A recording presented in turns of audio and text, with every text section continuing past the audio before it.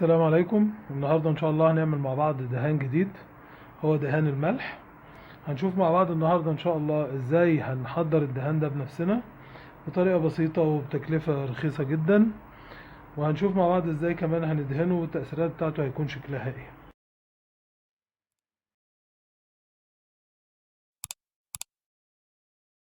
اول حاجة هنحتاج دهان شوك بنت.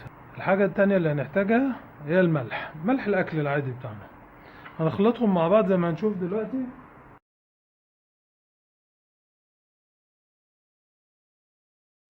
الدهان ما يكونش بالطريقة العادية، الدهان هيكون بالشكل ده.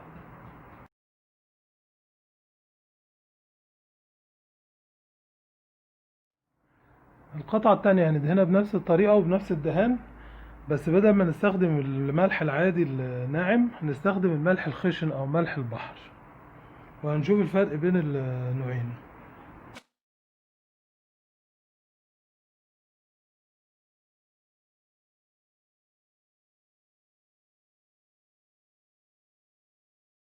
بعد ما خلصنا دهان هنسيب القطعة بتاعتنا تنشف، وده شكل النهائي للدهان بعد ما جف.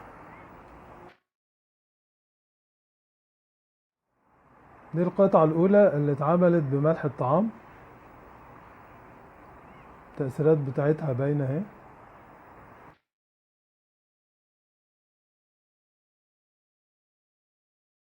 ده شكل التأثيرات بتاعت القطعة التانية اللي اتعملت بملح البحر أو الملح الخشن. طبعا واضح الفرق بين الاتنين.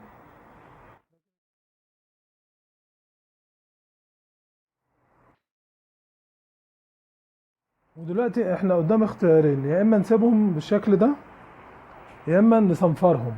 واحنا طبعا هنصنفر القطعتين عشان نشوف شكلهم ايه بعد الصنفرة.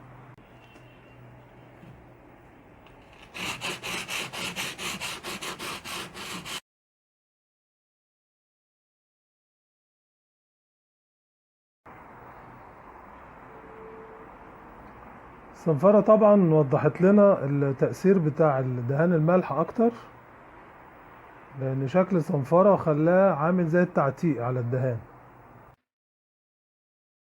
وهيبقى بالشكل ده. ودلوقتي هنعمل لهم تعتيق خفيف عشان نظهر شكل التأثيرات بتاعتهم اكتر ويديهم شكل جمالي اكتر. التعتيق ممكن ننفذه بطريقتين، ممكن بالفرشة بتاعت الرسم العادية وممكن بسفنجة. احنا هنشتغل بالطريقتين عشان نبقى عملناهم مع بعض. ودول لونين مختلفين، ده نحاسي وده فضي.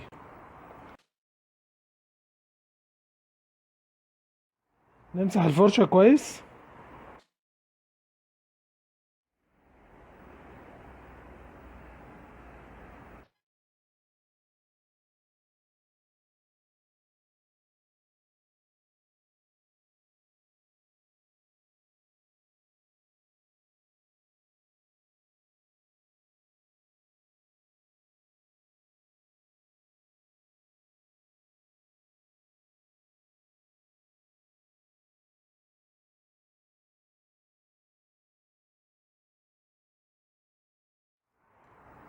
وده شكل النهائي بعد التعذيب ما خلص.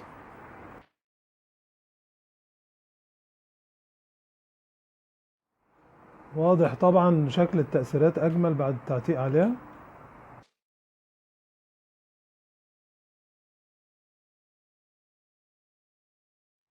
وصلنا لنهاية الفيديو بتاعنا النهاردة، أتمنى تكونوا استفدتوا، وهنتظر أسمع رأيكم في الكومنتات تحت الفيديو. ما تنسوش اللايك والشير وسبسكرايب وتفعلوا زر الجرس عشان يوصلكم كل جديد. في أمان الله.